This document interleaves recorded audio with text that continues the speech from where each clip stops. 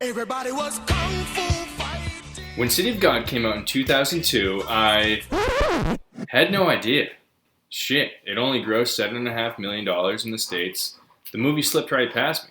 But one way or another, I kept seeing the cover of the DVD over and over again.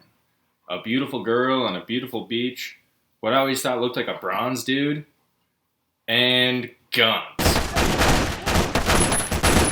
There's a ton of reasons why City of God shouldn't be a good movie. It's long, it's dense, there's a Game of Thrones level of characters. And not to mention, most of those characters are played by first-time actors. People pulled straight off the streets of Brazil. City of God doesn't follow a traditional plot, and yet it's one of the best films of all time. If you haven't seen City of God, stop watching because spoilers are ahead. Go watch it now and then get your ass back here. For the rest of us, City of God is based on a 1997 book of the same name that tells the events of a real war between rival gangs in the slums of Rio de Janeiro in the late 1970s, and the wild and interweaving events that led up to it. this story is given to us through our narrator and our side character Rocket. Just your average guy trying to get laid and pursue photography, whilst his entire world around him is off the fucking rails. People are getting killed left and right out here. Rocket's brother Goose goes and robs a hotel with his buddies, has some banana butt sex with Shorty's wife, and then is swiftly murdered by the neighborhood's psycho kid Lil Dice. And who could forget Goose's best buddy Shaggy, who takes a bullet straight to the chest and then proceeds to run an Olympic sprint across the favela. Seriously, that guy got shot like 5 times and kept on running. Look at him go. Look at him go. 50 Cent's got nothing on Shaggy. Shaggy took a bullet straight to the chest, first thing, immediately started booking it, and he ran like a 100-meter sprint through a couple houses, another 100-meter sprint. He ran all the way to Bolivia. He ran. Rocket's life finally looks like it's taking a turn for the better when Angelica She's a bitch. drops that pasty dude Tiago and starts using him for drugs. But she quickly passes him aside for the coolest cat in the City of God, Benny. And can you blame her? I mean, Rocket was a step up from that ginger simp Tiago, but my guy Benny is out here looking like a whole snack. More like City of Bod, am I right? So hot right now. That's all cool until Benny gets accidentally murdered by Blackie. What a dick! To be fair, Blackie was kind of a chill dude until Lil Z just decided to ruin his whole life one day. All Benny wanted to do was smoke pot on his chicken farm. Not to mention he was the only dude who could keep his best bud Lil Z from going totally batshit crazy. Instead of grieving like a normal dude into a couple crates of Ben & Jerry's, Little Z decides to murder half of Brazil. All-out war breaks loose and we finally see Knockout Ned, who was a side character in the first half of our story, emerge as our sort of protagonist through the latter half of our film.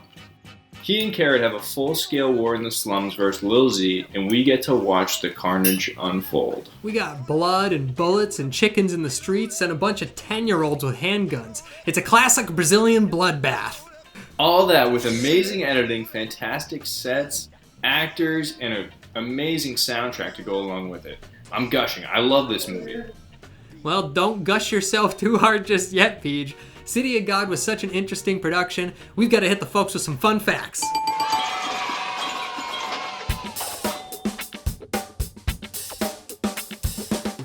After Knockout Ned kills his first victim after joining Carrot's gang, he's congratulated by a woman. The woman is actually played by the real-life Knockout Ned's mother.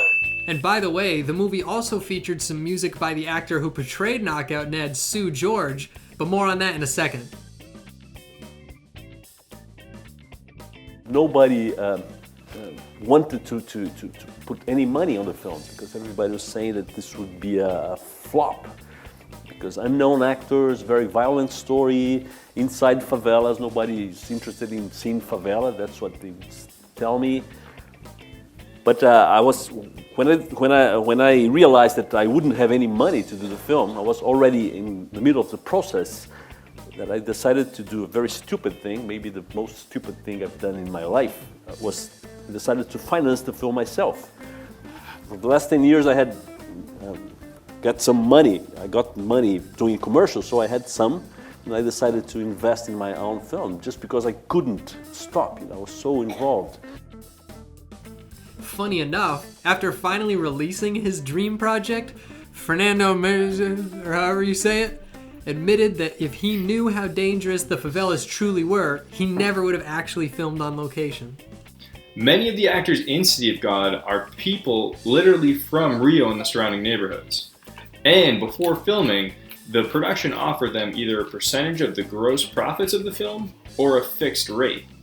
As you can imagine, most of them chose the fixed rate, and there's a documentary that goes into where are they now 10 years after the filming. Well, where are they now? Well, Shaggy's girlfriend Bernice actually went on to have a successful soap career in Brazil. Lil Z has officially turned into Big Z. Dude's a dad, check that bod. By the way, I thought it was fun in that documentary when Lil Z talked about how in real life, he's actually just a big baby. In fact, the only time in his life he's heard gunshots, he went and hid in the bathtub. Yeah, that was funny. As we mentioned earlier, the actor who played Knockout Ned is a successful samba artist. This is him now. Some of the actors went off to do Brazilian television, including a spin-off show called City of Men, starring Steak and Fries and young Lil Z. Probably the most successful has been Alice Braga, who went on to have a Hollywood career in films like I Am Legend, Repo Man, and Elysium. Most recently, she voiced a character in Disney's Soul. Most of the cast unfortunately didn't have a ton of opportunities, and the money from City of God ran out pretty quickly, as the documentary explains. Many of the actors portraying gang members would go on to commit the very same crimes that they were pretending to commit in the film. So, if you're looking for something to watch this weekend and haven't been reminded about the evils of Hollywood capitalism recently, feel free to check out City of God 10 years later on Netflix. Fair warning though, it's pretty dry and we just keep the highlights, so you're welcome. Yeah, you probably don't want to watch a whole hour of what we just talked about. Peej, for months and months, you have been begging me to watch this City of God movie. It has been incessant, to say the least. I gotta tell you guys, every single time we turn the cameras off, after every episode prior to this one, Peej has been like, oh, one of these days we gotta review my favorite movie, City of God.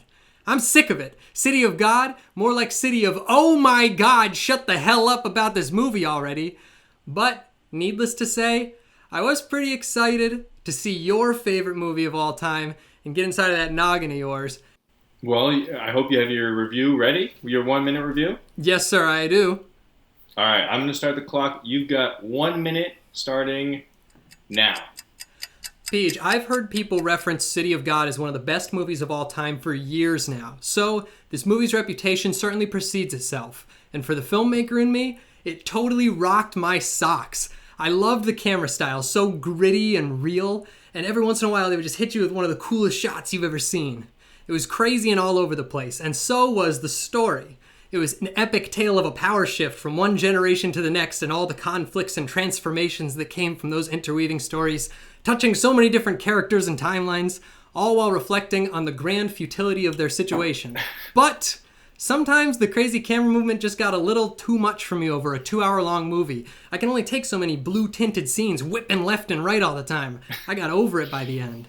And you know what else? Even though I love the characters, they haven't really stuck in my head and got me thinking about them much since after I watched the movie, the same way other movies do. So that being said, I did like this movie. I might recommend it to a friend, and I already watched it again and I liked it. So I'm going to give this one an 8.4. 8.4? That's Garbaggio. Come on.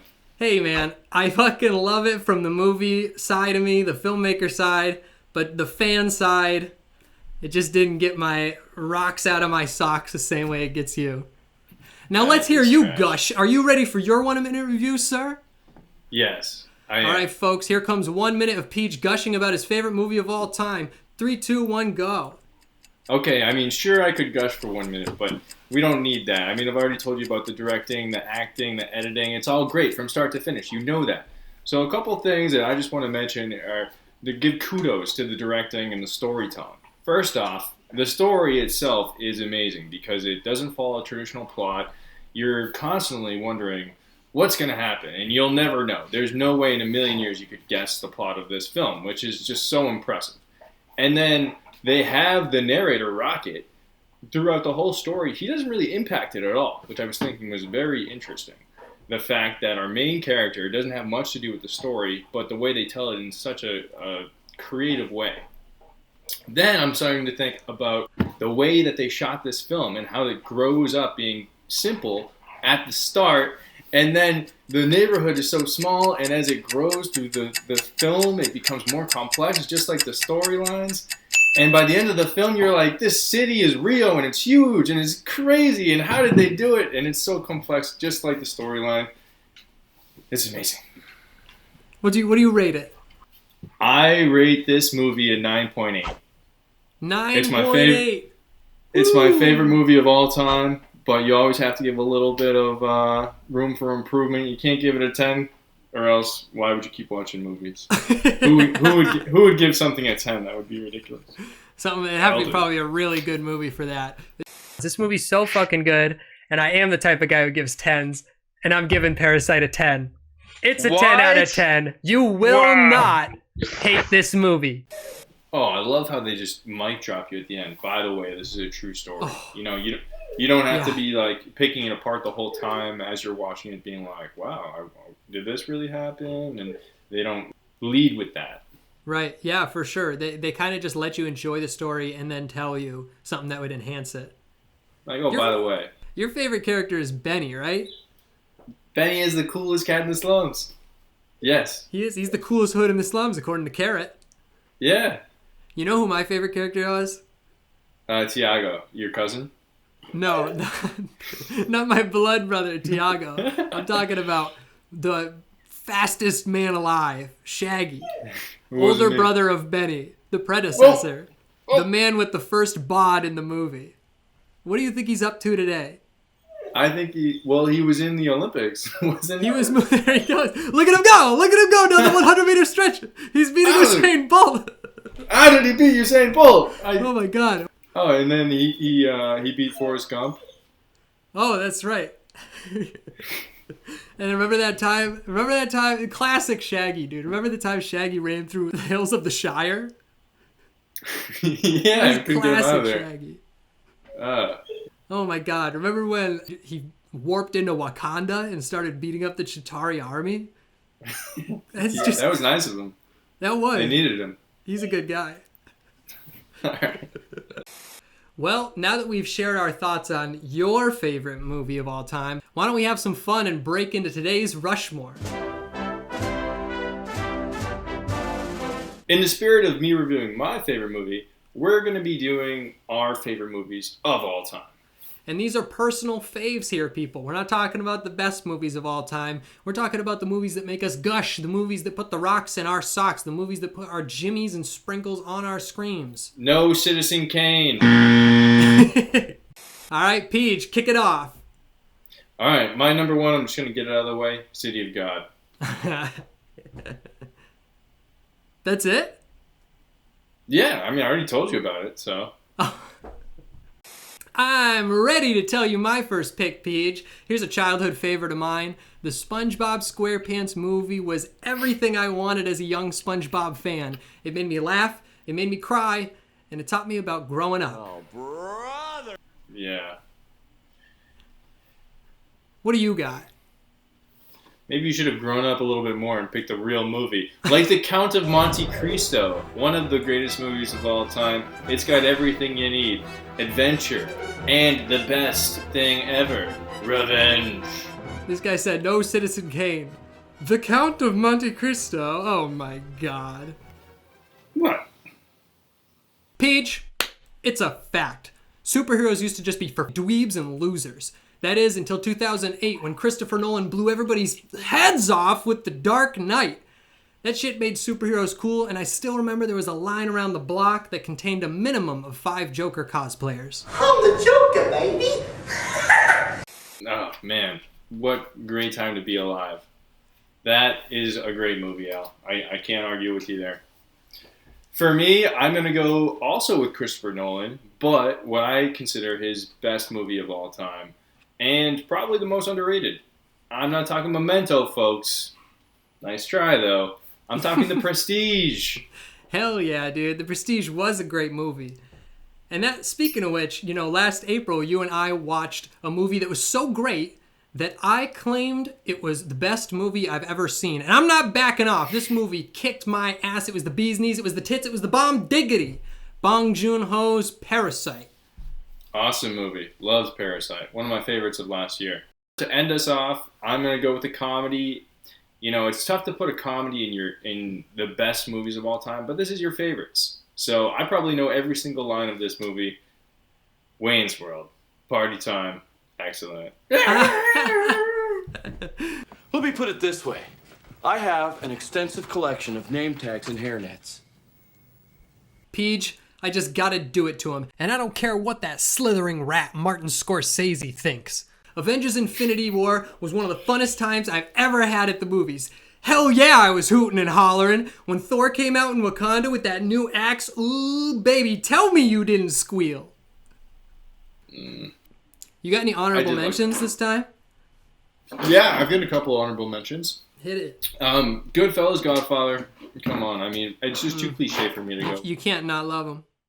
Blow, Almost Famous, The Royal Tenenbaums. Those are some personal favorites of mine. I got one honorable mention. I didn't want to fill this up with only childhood memories, but Jurassic Park was one of my favorite movies as a kid. Like, it made every 90s kid love dinosaurs. And if you compare the special effects from Jurassic Park to a movie just like 2 years before it, it's absolutely mind-blowing. All right, as always, we're going to leave you guys with some recommendations for over the weekend. Stuff that's streaming right now that we're sure that you'll like.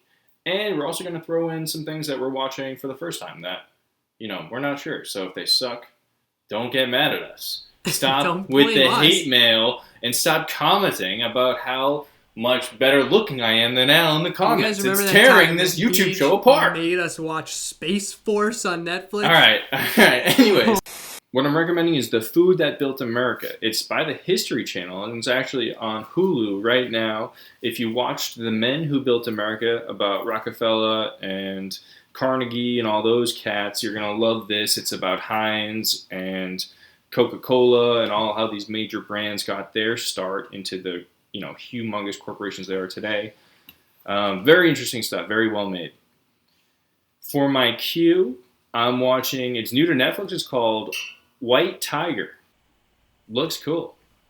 For my queue, I'm actually just going to go ahead and queue up a whole streaming service, Peej. I'm going to try Peacock. Let me download this, make an account.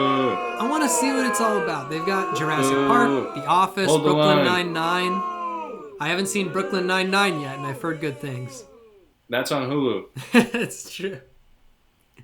All right, and this week, I am going to recommend big, bold, giant recommendation. Please watch this and come back and talk with us about it next time on the show. We're going to be talking about Big Mouth. Yes. Season 4 came out a few months ago. I don't care. Binge all 4 of them. I did in a few weeks. Whatever you got to do, this show's hilarious. Please check it out. I can't wait to review that show. We're going to talk about our favorite characters, some of the favorite moments, some of the guest voice cameos. I'm pumped. If you are still watching, then please click that subscribe button because we are shooting AYSW to the moon, baby!